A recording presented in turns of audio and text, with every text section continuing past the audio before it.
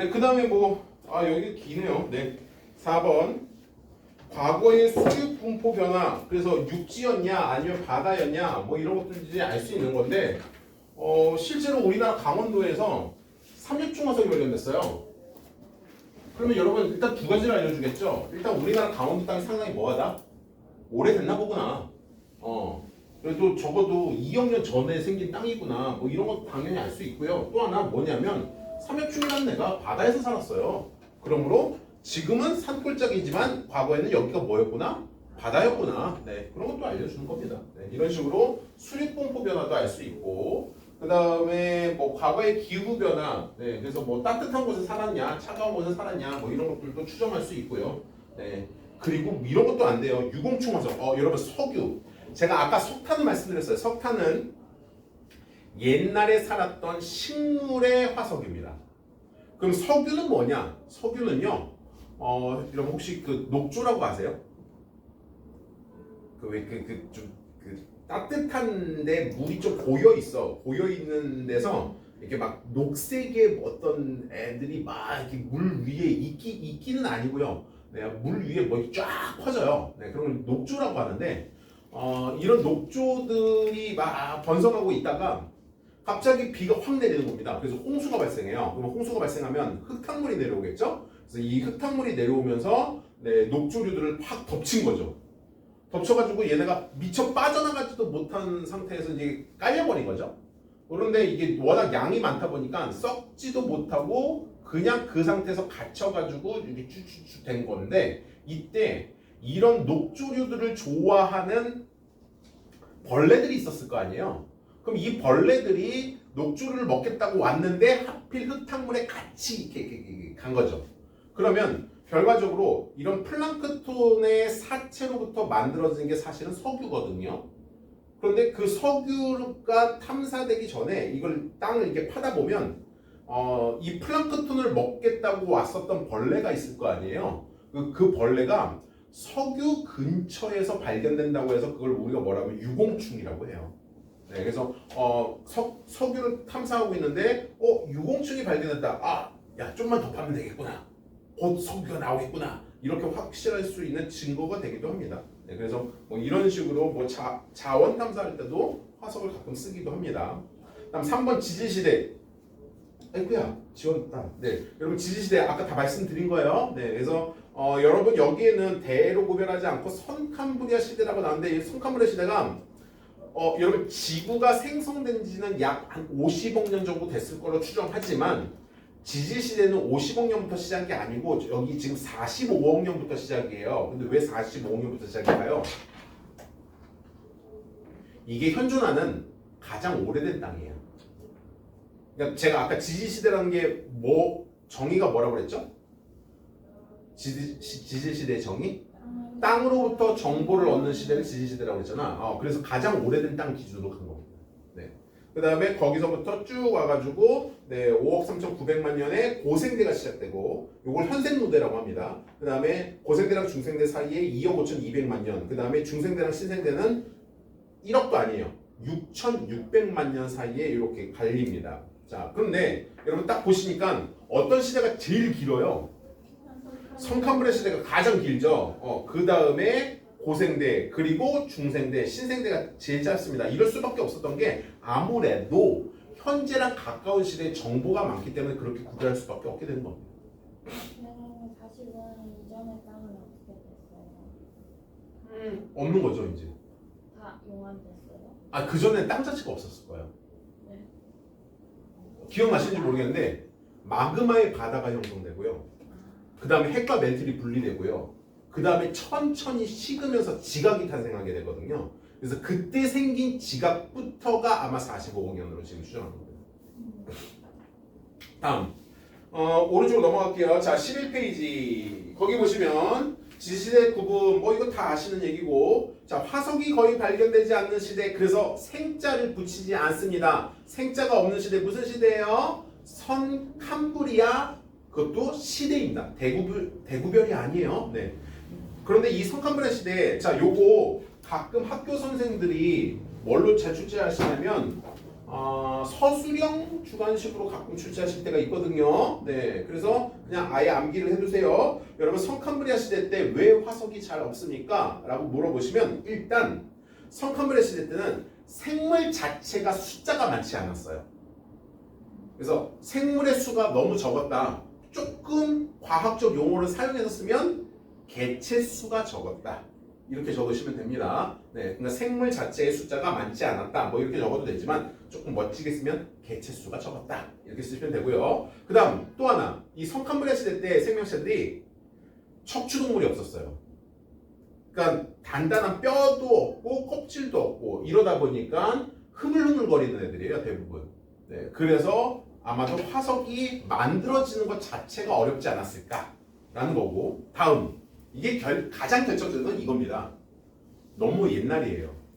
그러니까 화석이 만들어졌다고 하더라도 거기에 마그마가 올라온다라든지 아니면 변성을 받는다라든지 지진이 일어난다라든지 혹은 지표면에 노출됐는데 하필 비바람이 거기를 막 때린다라든지 그래서 침식작용을 받아버리면 화석이 사라질 거 아니니? 네, 그러면서 화석이 소실되었다. 자, 지금 세 가지입니다. 여러분, 자, 기억하실 수 있어요? 성캄브리아 시대에는 왜 화석이 별로 존재하지 않는가? 첫째 뭐라고요? 개체 수가 적었다. 그 다음 두 번째, 네, 단단한 부분이 없었다. 단단한 뼈라든지 껍질이 없었다. 그 다음 세 번째, 오래돼서 화석이 생겼다 하더라도 소실되었다. 없어졌다는 얘기예요. 네.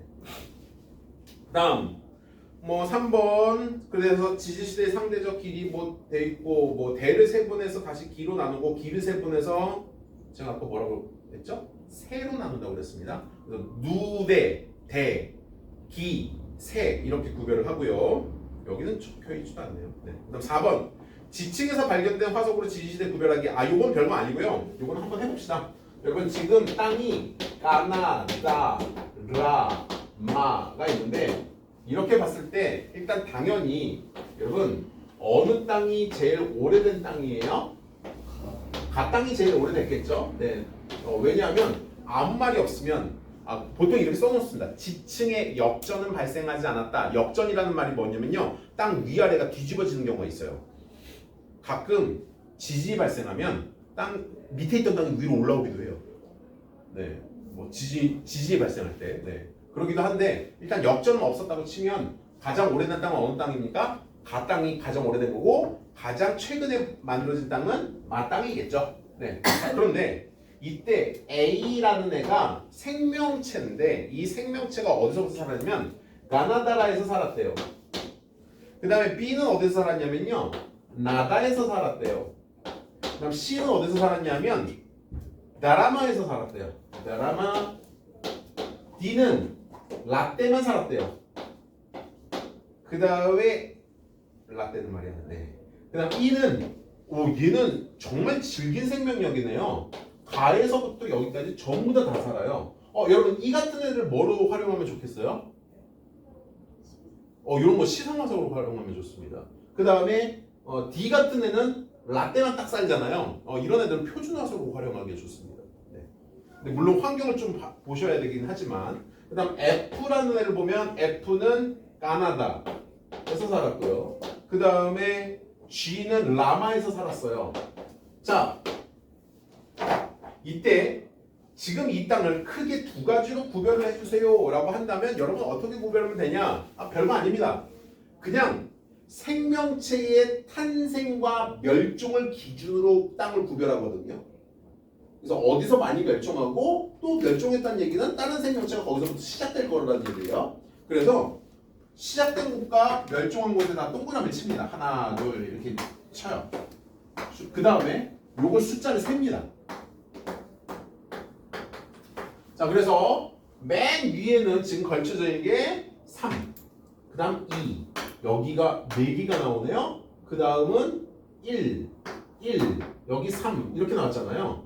네, 그러면 여러분 이 땅을 가장 크게 구별하는 방법은 어떻게 구별하는 방법이에요? 가나다를 하나로 묶고 라마를 하나로 묶으면 대급의 구별이 가능할 거예요. 그 다음에 또다시 어쨌든 변화가 있었으니까 그 다음에 기의 구별이 가능할 거예요.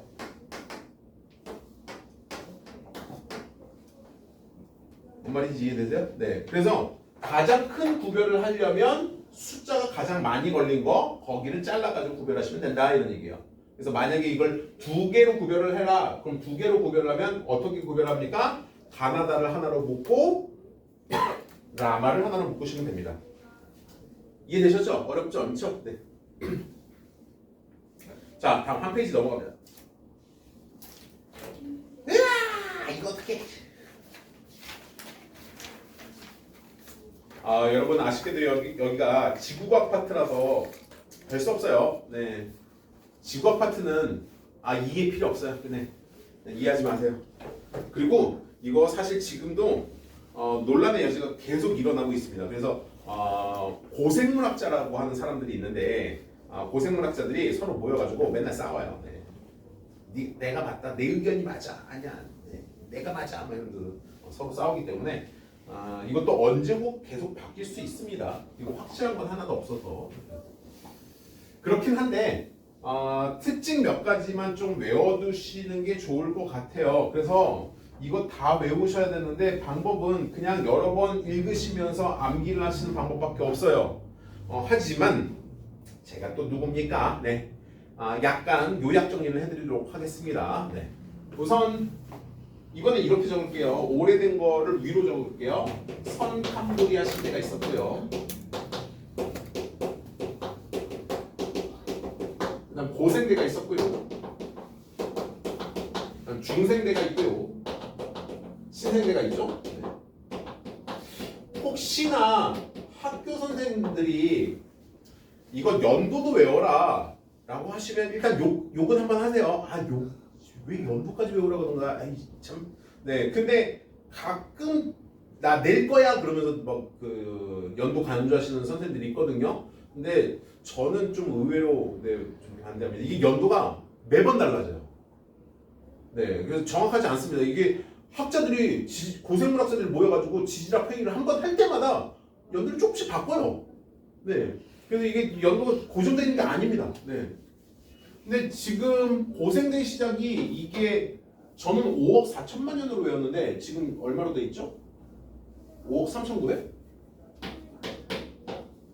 3,400인가? 얼마냐? 못 외워. 5억 3,900. 네.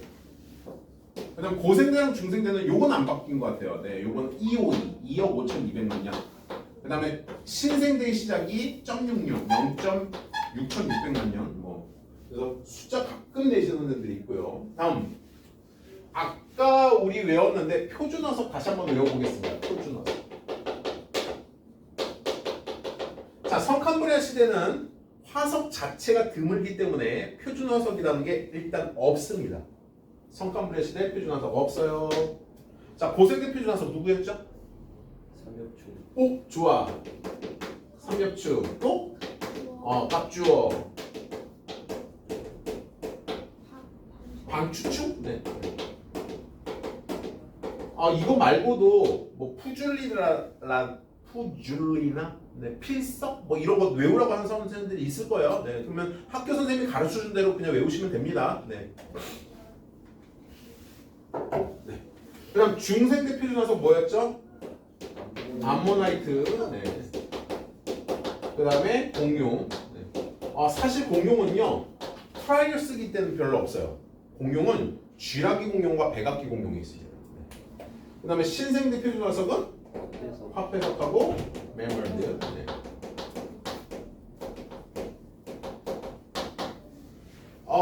그런데 요거는 지금 표준화석이고요.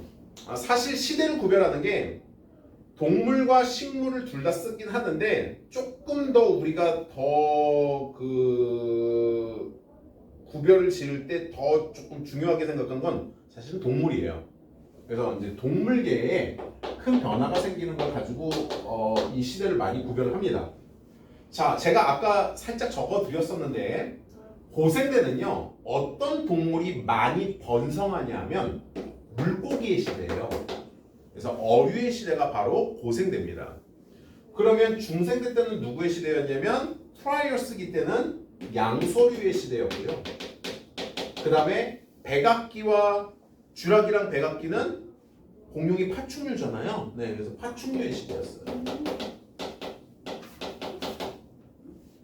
공룡파충류예요. 네네. 그 다음에 신생대에 와서야 누가 번성합니까?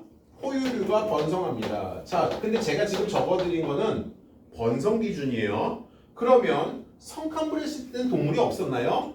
있긴 있었을 거예요. 그런데 요 어류, 양서류, 파충류, 포유류들은 전부 다 무슨 애들이에요? 척추동물입니다. 그래서 제 생각에는 성칸브레 시대 때는 대부분 원생동물 아니면 원생은 사실 동물이라고 그러진 않는데 네, 무척추동물이었겠죠.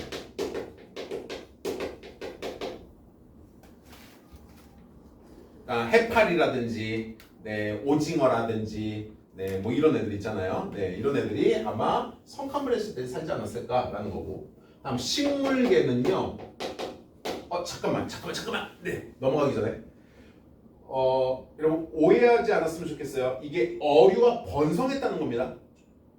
번성이 이때 했다는 거예요. 그러면 출현이라는 말이 나오거든요. 여러분 출현이라는 말은 뭐예요?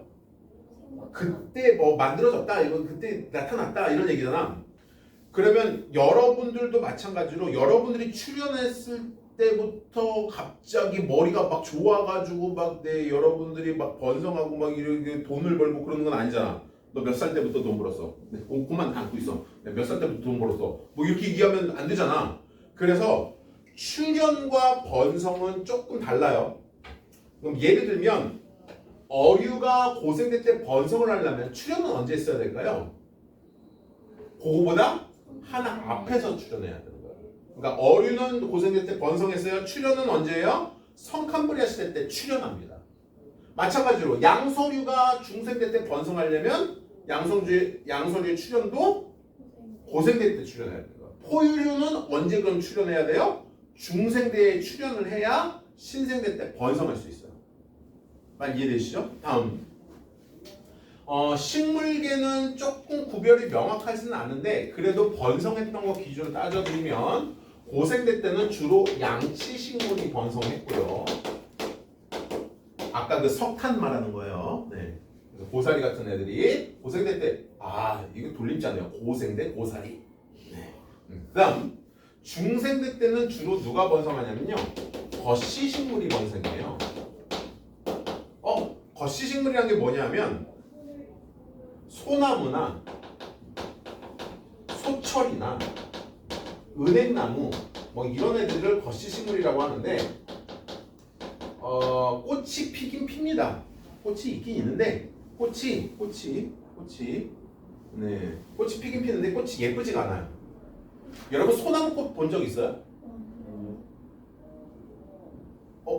소나무꽃 못 봤어? 아마 봤는데 여러분들이 소나무꽃을 꽃이라고 인식을 못할 겁니다. 사실 소나무 꽃이 피어요. 소나무 이렇게 이파리는 이렇게 생겼잖아요. 네, 이렇게 있는데 꽃이 폈어요. 근데 그 꽃이 어떻게 생겨먹었냐면요. 손가락 욕같이 생겼어요. 이 소나무 꽃이에요. 이게 촉촉하게 내려가는 거. 소나무 꽃이고요. 얘가 이게 비늘 같은 게 이렇게 있어요. 이렇게. 근데 조금만 이렇게 보면 내려가는 거. 이 소나무 꽃입니다. 그래서 이게 나중에 그 열매가 맺으면 솔방울이 돼요. 솔방울 모양은 조금 닮긴 했는데 근데 크기는 진짜 손가락 굵기 정도만 하고요. 꼭 욕하는 것 같아서 요렇게 생겼어요. 소나무 꽃인데 그거를 봐놓고 이게 꽃이야? 라고 생각할 정도죠. 네, 안 예뻐요. 근데 그다음 또 볼게요. 신생계는 속시식물이 번성하거든요.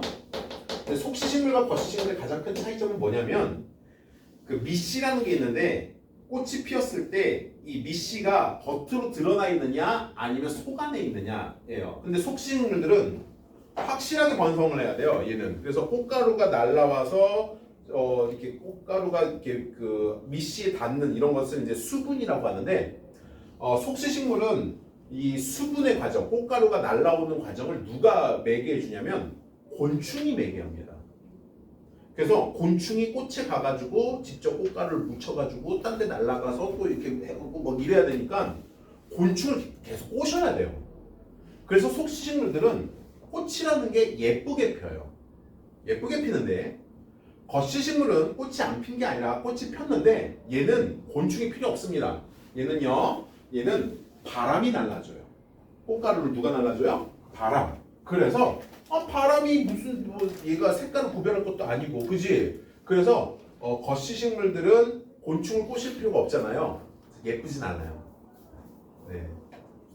이해되셨어요? 네. 하여튼 뭐 이런 식으로 번성했다는 거예요. 여러분 은행나무 언제부터 살았다는 거예요? 공룡이 살았던 시대 때부터 살았다는 거야. 네. 아무튼 그런 얘기고요. 자 그러면 성칸불 했을 때는 식물이 없었느냐? 성칸불 했을 때 식물이 살긴 살았을 것 같은데 육상 쪽은 아니고요. 바닷속에 식물들이 있어요. 그래서 해조류들이 주로 번성했을 거고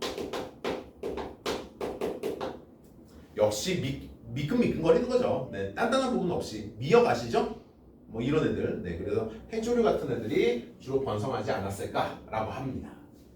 자, 다음 특징을 조금 집어드릴 건데,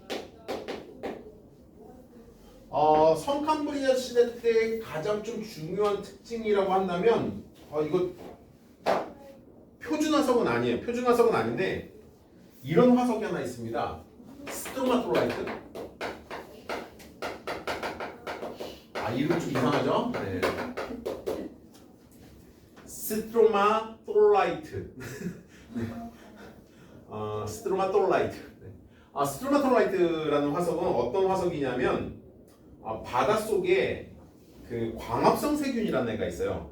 세균이에요, 세균. 세균인데 세균 중에서 참 특이하게도 뭐를 할 수 있는 세균이냐면 광합성을 할 수 있는 세균입니다.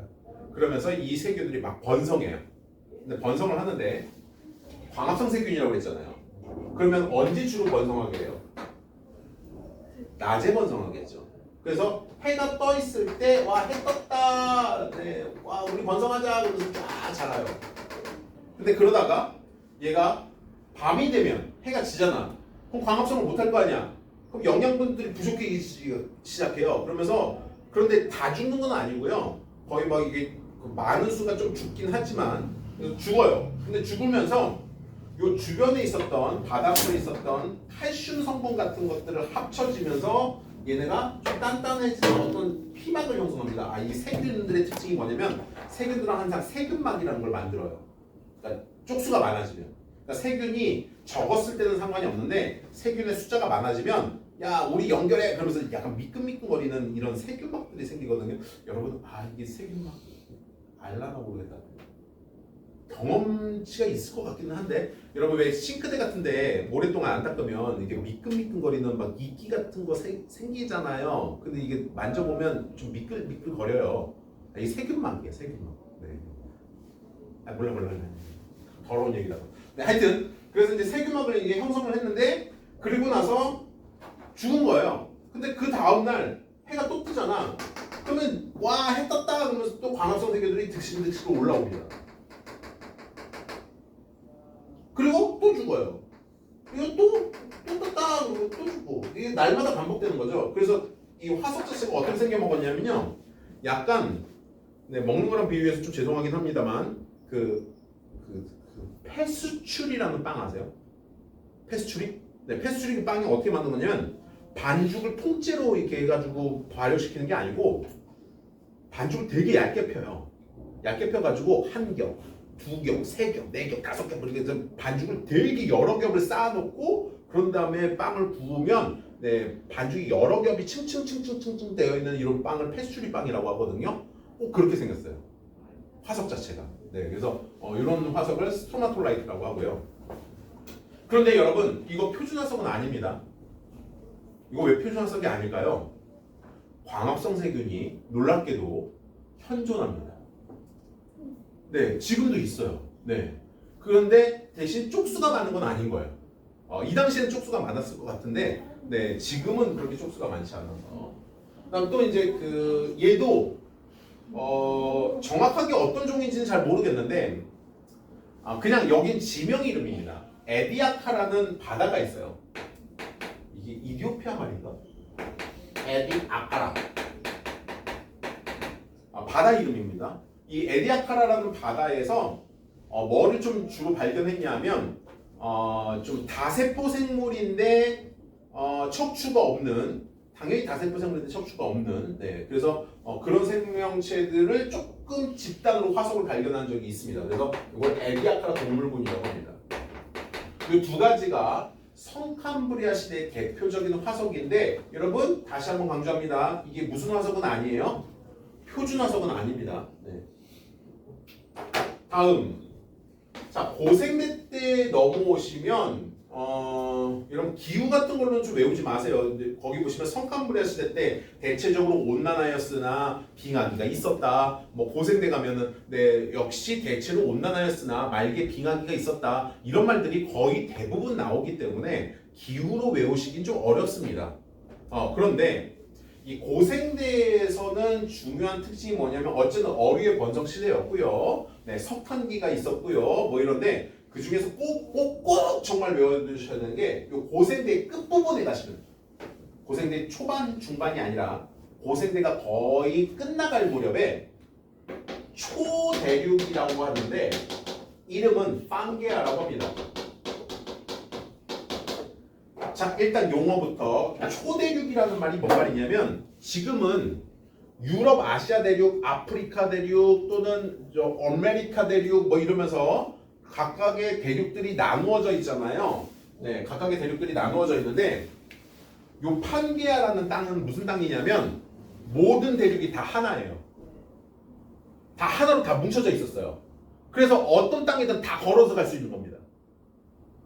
말 이해되니? 그래서 모든 대륙이 하나로 뭉쳐진 이런 대륙을 초대륙이라고 합니다. 근데 가장 우리가 지금 현재 기준으로 봤을 때 가장 가까운 초대륙이 바로 이 판게아예요.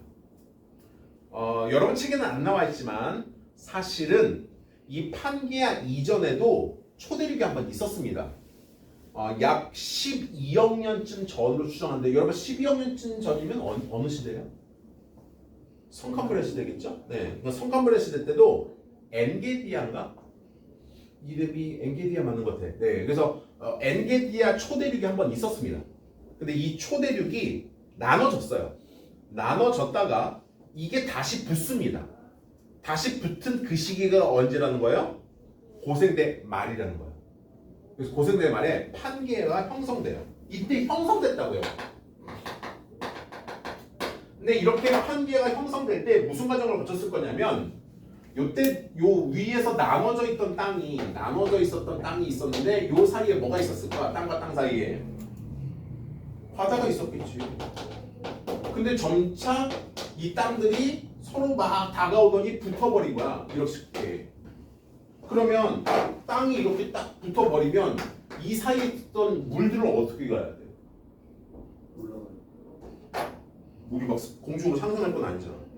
네, 그래서 땅들이 이렇게 있었는데 이 사이에 바다가 있었는데 이렇게 돼버리면 이 사이에 있던 물들은 증발할 수밖에 없어요. 네, 그래가지고 그럼 물고기들은 어떻게 돼요? 물고기들 갇혀가지고 네, 말라 죽는 거죠. 네. 그래서 이 판게아의 형성이 뭐를 가져오냐면 이 판게아가 형성됐다는 거야 지금. 이때 분리된 게 아니고 네, 판게아가 형성되면서 어류의 대멸 쪽으로 가요.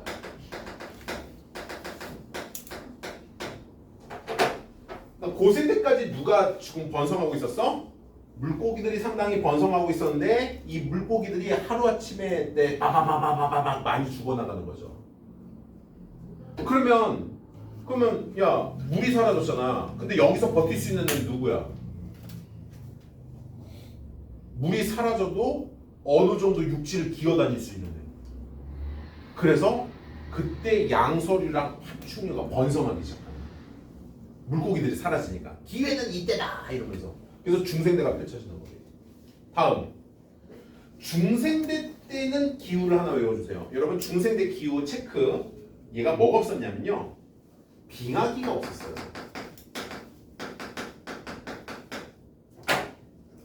자, 중생대에 가시면 이제 그 판게가 다시 나눠집니다. 나눠지면서 오늘날의 땅과 이제 제일 비슷해지기 시작하는데 어쨌든 중생대에 뭐가 없어요? 빙하기가 없어요. 여러분 빙하기가 없다는 얘기도 뭔 말이냐면요, 기후가 급변하지 않았다는 얘기예요. 기후가 대체로 일정했어요. 온난한 상태에서 일정했습니다. 자, 근데 이상한 게 있어요. 이렇게 기후가 일정하면 생명체가 멸종을 할 리가 없어야 되잖아요. 그런데 이 백악기 말에, 그러니까 중세대 말이 이제 백악기인데, 백악기 말에 공룡이 갑자기 대멸종을 하거든요. 그 많던 공룡들이 갑자기 하루아침에 슉 사라지는 거예요. 뭐 왜 이렇게 공룡들이 막 죽어나가기 시작했냐? 이게 여러 가지 설이 있는데 지금은 복합설을 사용합니다. 네, 우선 일단 우리가 의심해 볼 만한 게 공룡이 덩치가 너무 컸어요. 덩치가 너무 크다는 얘기는 그 덩치를 유지하려면 어떻게 해야 되지? 많이 먹어야 된단 말이야. 그래서 아마도 공룡은 굶어 죽지 않았을까 이렇게 생각합니다. 근데 공룡이 굶어 죽었다는 얘기는 일단 육식동물이 굶어 죽은 건 누구 때문이죠? 초식동물이 사라지니까. 그럼 초식동물이 굶어 죽은 건 뭐 때문이에요? 풀이 사라져서예요. 결과적으로 풀이 왜 사라졌냐? 요걸 유추해야 되는데 한번 내가 얘기했던 것 같기도 해. 필리핀에 피나투보라는 화산이 폭발한 적이 있어요. 근데 이 피나투보 화산이 폭발하면서 화산재가 성층권까지 올라가거든요. 그러면 성층권까지 올라간 화산재가 하늘을 뒤덮으니까 이게 그냥 대륙권 정도의 화산재가 평 이렇게 되면 이 먼지들이 그대로 가라앉습니다. 가라앉는데 왜 대륙권은 계속 바람이 부니까, 비바람이 부니까. 근데 성층권에 올라가면 거기는 비가 내리지도 않고요. 성층권은 비 안 내려요. 그러다 보니까 그 화산재가 그 상태에서 고스란히 씻겨 내려가지도 못하고 거기 계속 머물러 있는 거죠. 심지어 성층권은 되게 안정한 층이거든요. 비행기도 잘 안 떨어져, 성층권에 올려놓으면. 그래서 비행기 성층권에다 올려놓고 쫙 그냥 자동 항법 장치 써가지고 그냥 쭉 날아가잖아. 그때 조종사도 자요. 성층권에 비행기 올려놓으면 조종사 잘 수 있어요. 자도 됩니다. 네. 왜? 비행기가 안정하거든요. 네. 그런데 이렇게 화산재가 안정한 상태의 성층권에 딱 머물다 보니까 어떤 일이 벌어졌느냐? 햇빛이 안 들어와요. 그래서 햇빛이 안 들어오면서 즉 화산이 빵 폭발했는데 이게 원래는 성층권까지 올라가면 안 되는데 성층권에 올라가지고 이렇게 가려버리니까 그리고 화산재들이 원래는 한 요 정도에도 했어야죠. 근데 너무 센 화산들은 이렇게 성층권까지 올려놓기도 합니다. 그러면 햇빛이 안 들어오면 어떻게 되죠? 죽어요. 누가요? 식물이. 식물이 광합성을 못하겠죠. 그러니까 제대로 크지를 못하는 거죠. 그럼 초식동물들이 아이고 굶어 죽어 그러면 육식동물 굶어 죽고 이렇게 됐다는 거지. 그럼 또 문제지. 자, 어떤 부분이 문제야? 그럼 화산은 왜 폭발했는가? 근데 공룡이 그렇게 멸종할 정도면 화산이 하나 때문에 그러겠어요? 아니겠죠. 전 세계적으로 있었던 공룡이 다 멸종을 하려면 화산이 전 세계적으로 다 퍼져야 된다는 거잖아. 그러면 이게 뭐 한두 개 정도의 화산으로 되는 게 아니야. 여러 개의 화산이 동시에 빠바박 폭발해야 되는데, 자, 지구 전체로 봤을 때 화산이 여기저기서 다 폭발해야 된다는 거잖아요. 지구 화산은 왜 갑자기 이렇게 화산들이 확 폭발할까요? 여러분, 화산이 폭발했다는 건 지각에 상당한 균열의 틈이 생겼다는 얘기예요. 그래서 이 지각의 균열의 틈을 누가 가져왔느냐? 아마도 운석이 하나가 빵 떨어졌다는 거죠. 상당히 커다란 운석이 지구에 와가지고 어느 날 빵 때렸는데 이 충격이 워낙 강해가지고 지구가 쿵 하고 흔들린 거죠. 그러면서 지구의 곳곳에 지각들의 균열이 생기고 이 균열이 생긴 틈으로 화산들이 폭발했다는 거예요. 자, 지금 이해되냐? 그러니까 처음부터 다시 얘기하면, 자, 어느 날 지구에 운석이 떨어집니다. 이 운석이 워낙 빠른 속도로 달려와가지고 빵 충돌을 했기 때문에 그래서 지각이 다 균열이 생겼고 그 균열이 생긴 틈으로 누가 폭발해요? 화산들이 막 폭발을 하는 거죠. 그러면서 이 화산들이 워낙 강했기 때문에 여기서 생긴 화산재들이 성층권까지 올라가지고 하늘을 뒤덮었고요. 이 뿌여진 하늘 때문에 햇빛이 제대로 못 들어왔던 거죠. 그러면 식물들이 광합성을 못했을 거고, 그래서 초식 공룡들이 먼저 굶어 죽기 시작하고, 초식 공룡들이 죽으면 결과적으로 누구도 죽고 육식 공룡도 죽고, 그래서 공룡들이 대략적으로 많이 멸종했다. 그런데 이때 식물이 다 멸종한 건 아니거든요. 그러니까 광합성의 양이 좀 부족해가지고 좀 열매가 좀 작아졌다라는 거죠. 그런데 조금만 먹어도 되는 애들 있잖아. 누구? 장 기능이 좋았던 포유류들. 그래서 이때부터 공룡이 멸종하니까 드디어 우리 세상이다 그러면서 이제 포유류들이 활개를 펼치기 시작하는 거예요. 이해되셨나요? 네. 그리고 나서도 사실은 몇 가지 일들이 있어요. 그리고 제가 지난주에 말씀드렸죠. 그 신생대에 들어와서 그러니까 팔레오기 안에 있는 팔레오세아, 그 다음에 에오세라는 게 있어요. 근데 요 사이에 기온이 한 8도 정도가 급상승하는 시기가 있었습니다. 지난주에 말씀드렸죠?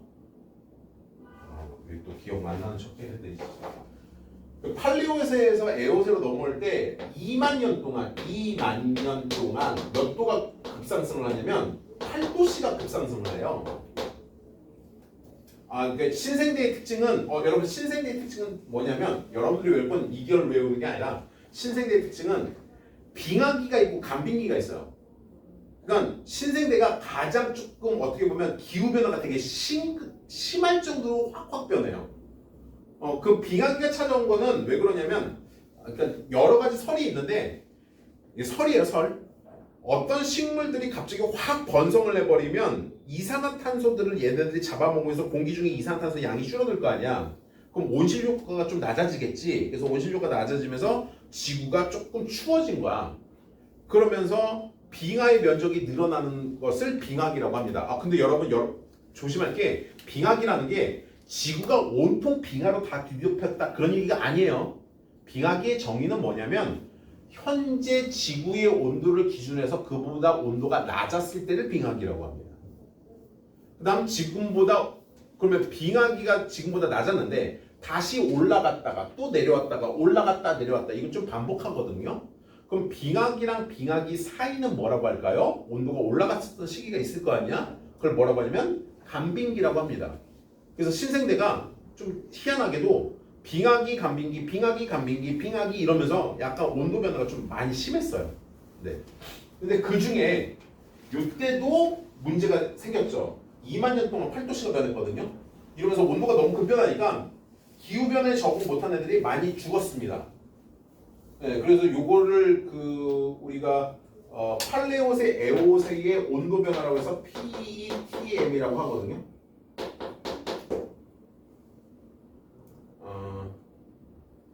근데 요때의 생명체가 죽어나간 것도 멸종이었는데 여러분 지금 제가 지난주에 말씀드린 거예요. 과거에 산업혁명이 일어난 때부터 그러니까 산업혁명이 1800년대 후반이었는데 그때부터 시작해가지고 지금까지 약 150년 정도 흘렀거든요. 근데 150년 동안 지구 온도 변화 얼마나 됐어요? 1.2도가 변해요.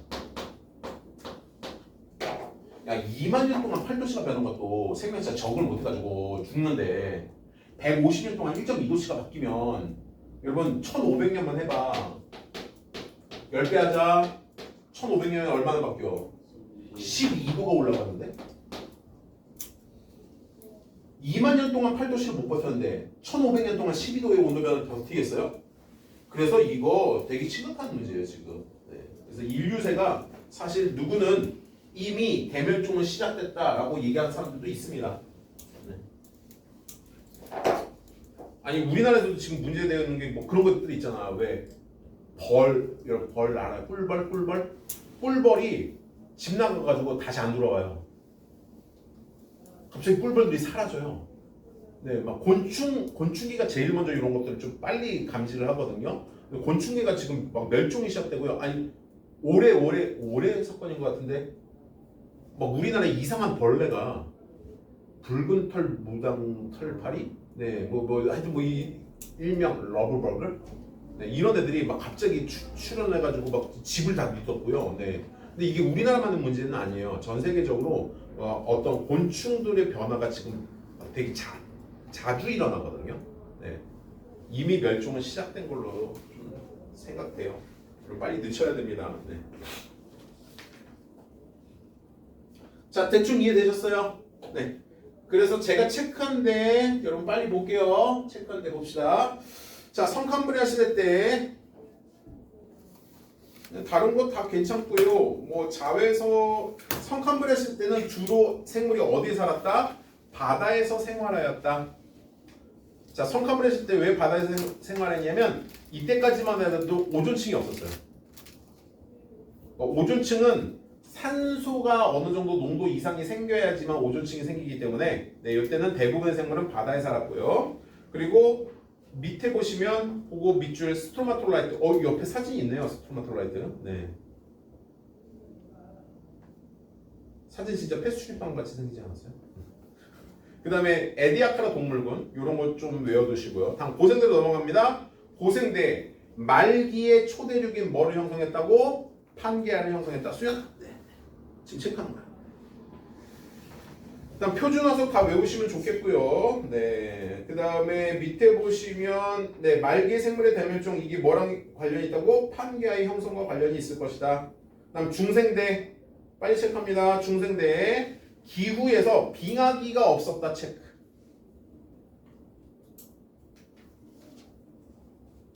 물론 밑에 있는 뭐 안데스 산맥과 로키 산맥이 형성되었다 뭐 이런 것도 외워두면 좋긴 하겠지만 언제 거기까지 다 외우냐. 그 다음에 자 빙하기가 없었는데 왜 죽었냐. 그래서 밑에 보시면 생물 쪽에 말기의 생물의 대멸종이 있는데 즉 공룡이 죽은 이유예요. 그래서 소행성 충돌, 화산 폭발 등이 원인으로 추정. 네, 근데 아까 말씀드려서 이해되시죠? 이 말이 무슨 말인지. 네. 그다음 신생대. 신생대는요 빙하기와 간빙기가 반복되었다. 빙하기랑 간빙기가 반복되었다. 네. 그래서 여기는 여러분 이 산맥이 아까는 로키 산맥이었는데 지금은 뭐냐면요 히말라야 산맥 바로 에베레스트 산이 있는 히말라야 산맥이 이 신생대 때 형성되는데 이게 어떻게 된 거냐면 남극 땅의 일부였던 인도가 올라와 가지고 생긴 거예요. 즉 지금 얼마 안 됐어요. 네. 불과 한 160만 년 정도밖에 안 됐습니다. 160만 년이니까 되게 얼마 안 된 거죠. 아니 신생대가 6,600만 년이잖아요. 네. 자 넘어갑니다. 대멸종. 자 13페이지 대멸종을 보시면 대멸종이라는 건 대멸종은 사실은 몇 천 년 만에 일어나는 경우는 거의 드물어요. 지금 우리가 이상한 거야. 네. 되게 여러분 경각심을 많이 가지셔야 돼요. 네. 근데 어쨌든 대멸종은 보통 수만 년에서 수백만 년에 걸쳐서 일어나는데 많은 생명체들이 죽어나갑니다. 그래서 뭐 여러 가지 이유들이 있죠. 그래서 그 한번 읽어보세요. 뭐 운석이 충돌한다든지 화산 폭발에 의한 걸 수도 있고 뭐 대기와 해양의 산소량이 달라지기도 하고 뭐 온실효과 기체가 달라지기도 하고 뭐 이런 것들에 의해서 대멸종이 일어나는데 지질 시대를 다 통틀어서 대멸종은 총 몇 번 정도 있었냐면 약 한 5번 정도 대멸종이 있었던 것으로 추정됩니다. 근데 그 5번의 대멸종 중에 네 여러분 3번 대멸종 요거 좀 기억해 두세요. 요 3번 대멸종이 좀 컸어요. 그래서 3번 대멸종이 바로 뭡니까? 고생대 말에 판기가 형성된 대멸종이 바로 3번 대멸종입니다. 그 다음에 아까 말씀드린 5번 대멸종도 한번 잘 봐주세요. 5번 대멸종이 바로 공룡이 멸종된 게 5번 대멸종입니다. 근데 여러분 이런 식으로 대멸종이 일어나면 어떻게 됩니까?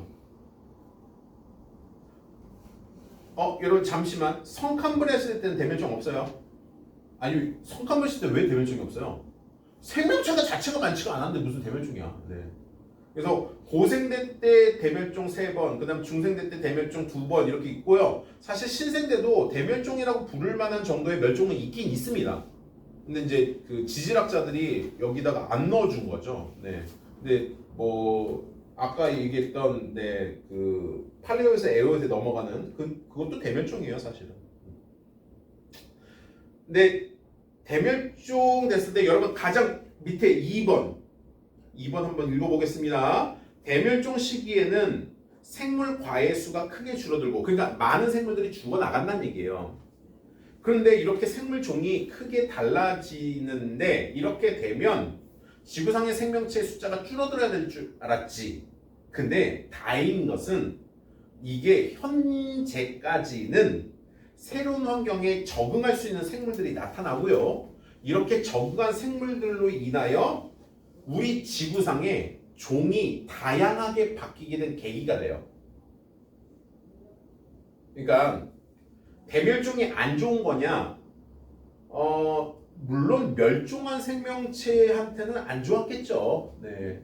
그래서 대멸종이 삼가 멸종한 생명체에게는 안타깝게 애도를 표하지만 그럼에도 불구하고 이 대멸종으로 인하여 뭐가 달라져요?